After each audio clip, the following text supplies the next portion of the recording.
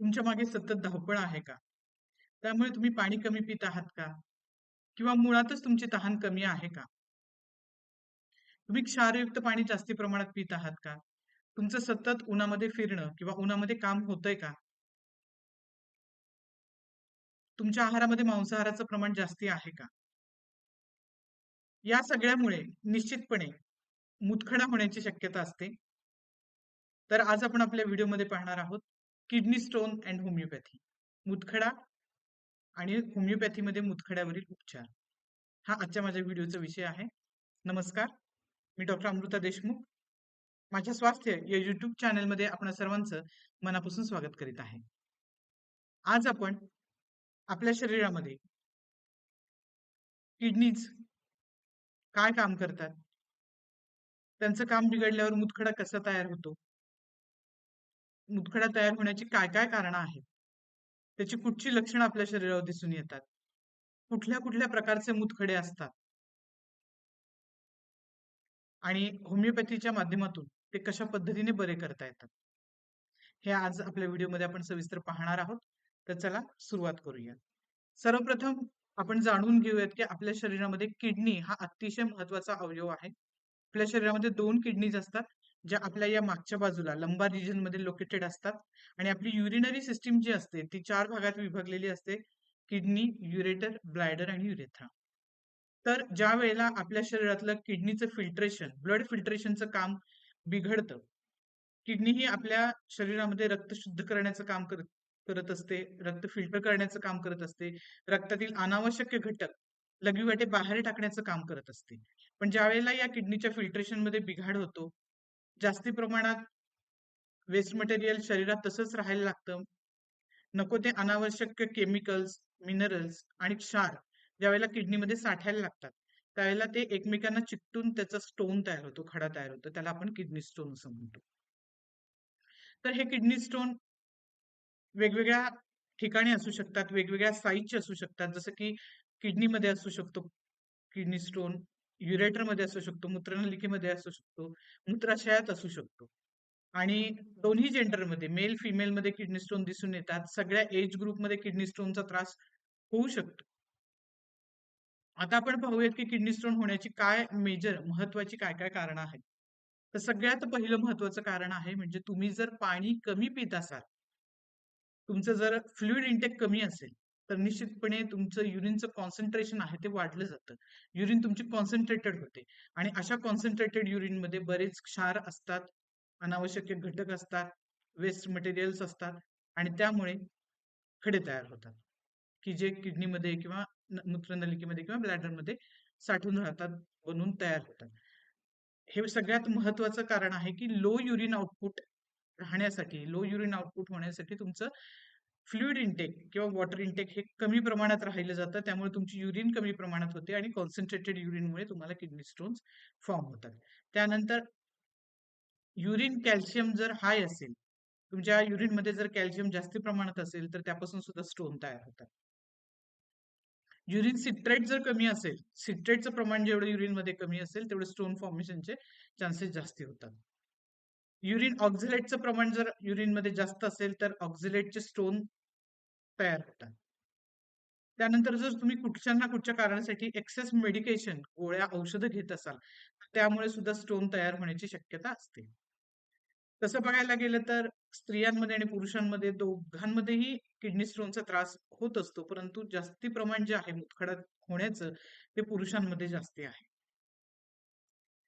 त्यानंतर जर तुम्ही हाय ॲनिमल प्रोटीन डाएट घेत असाल, म्हणजे तुमच्या आहारामध्ये जर मांसाहार जास्ती असेल, तुम्ही अतिप्रमाणात जर मासे, मटण, अंडी, चिकन ह्या सगळ्या अति ॲनिमल प्रोटीनचं जर सेवन करत असाल, आहारामध्ये जास्ती समावेश करत असाल, तर निश्चितपणे तुम्हाला मुतखडे होण्याची शक्यता जास्ती असते.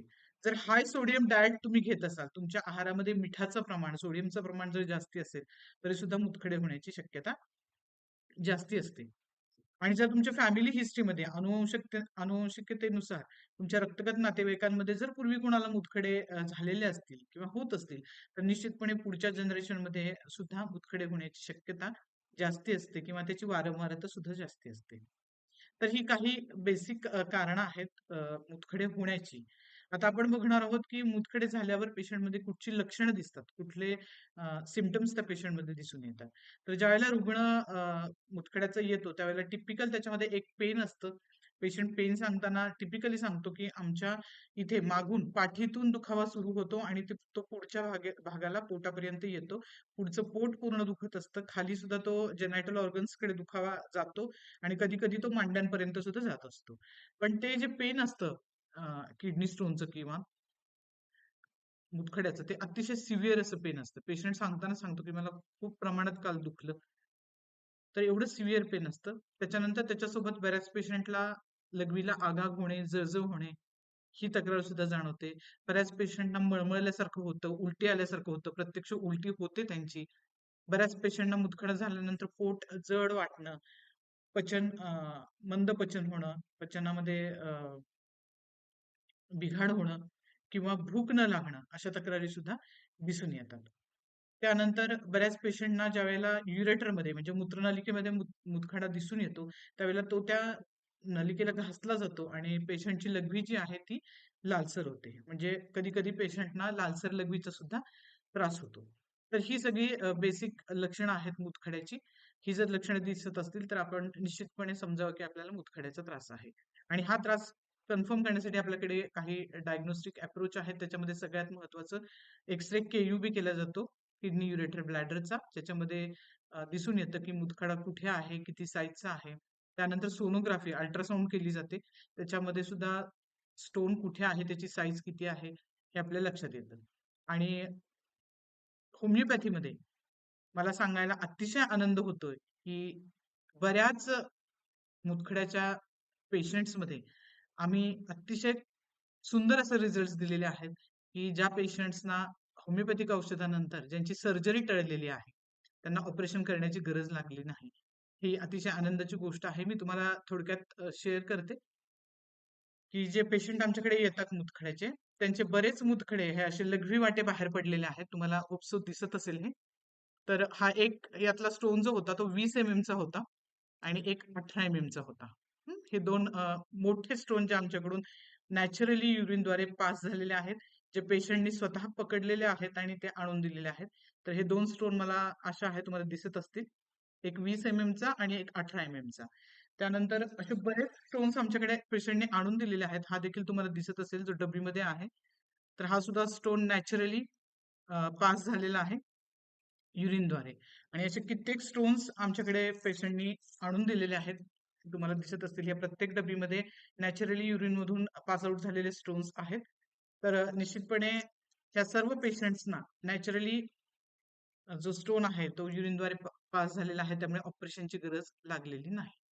आता थोडक्यात एक्सप्लेन करायचं झालं तर जर मुतखडा हा 5 पर्यंत असेल, मुतखड्याची साईज जर 5 पर्यंत असेल, तर तो हायड्रोथेरपीने म्हणजे तुम्ही जर खूप प्रमाणात पाणी घेतलं किंवा फ्लुइड इंटेक तुमचा वाढवला, तर ते त्या हायड्रोथेरपीमध्येच ते विरघळून जातात किंवा पास आउट होऊन जातात.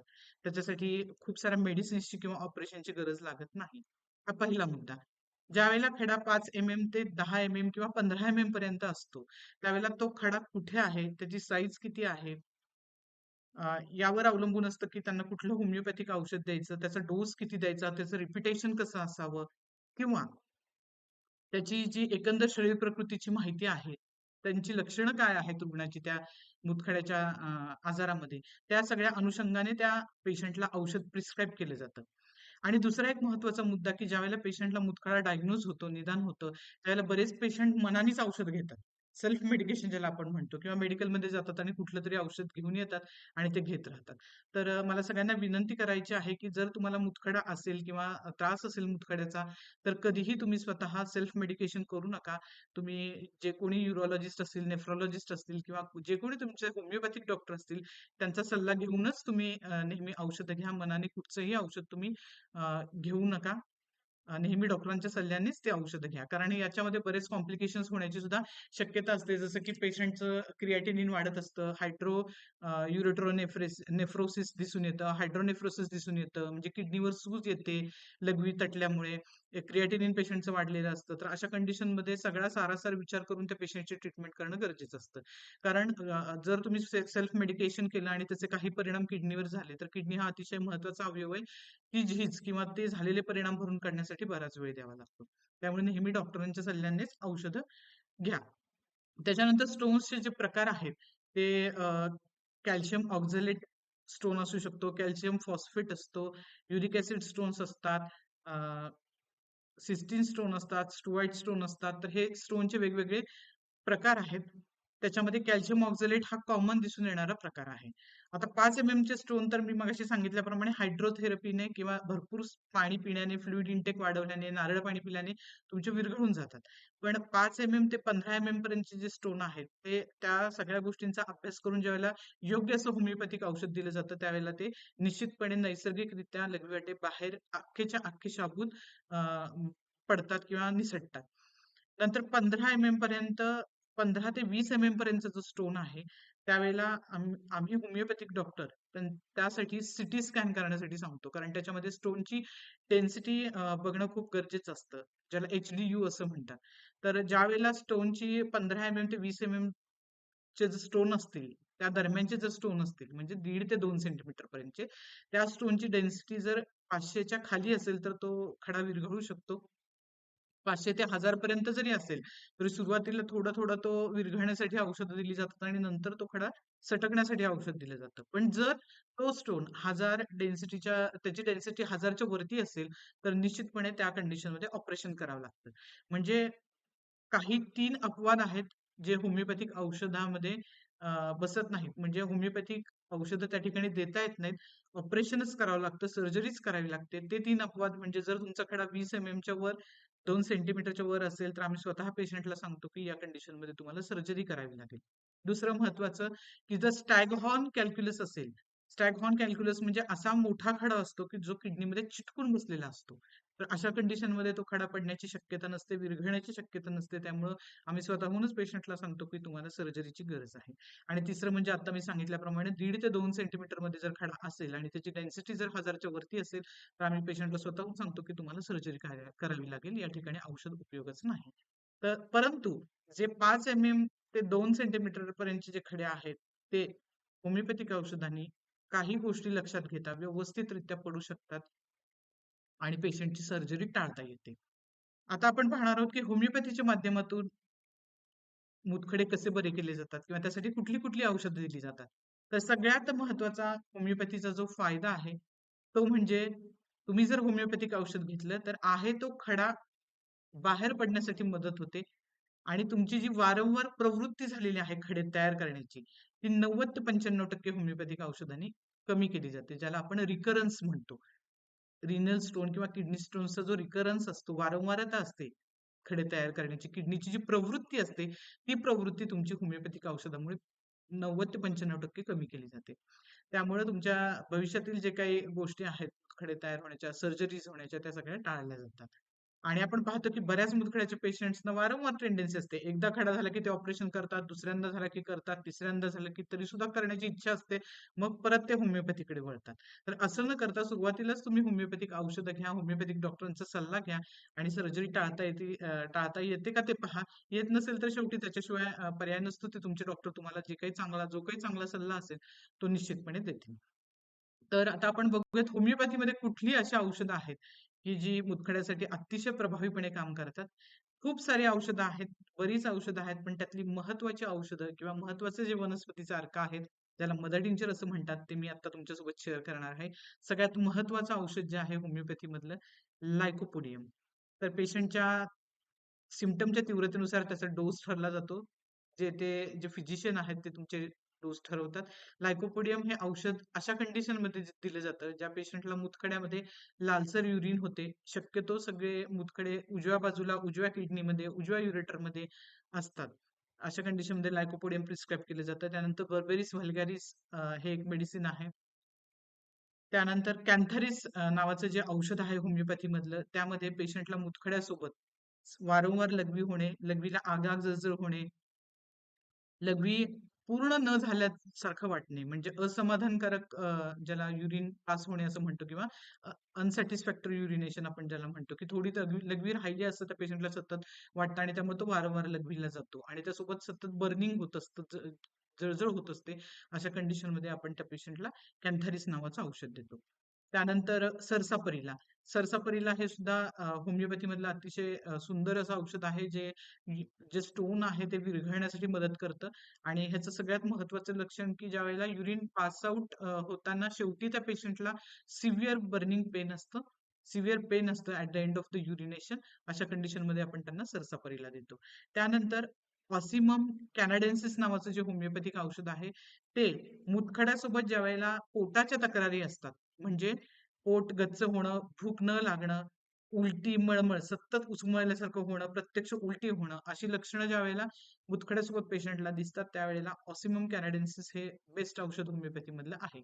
त्यानंतर महत्वाचे असे काही मदर टिंचर्स होमिओपॅथीमध्ये आहेत जे अतिशय प्रभावीपणे मुतखड्यावर काम करतात. त्यापैकी सगळ्यात महत्वाचं बर्बेरिस व्हल्गेरिस मदर टिंचर आहे, परेरा ब्रावा आहे, हायड्रेंजिया मदर टिंचर आहे.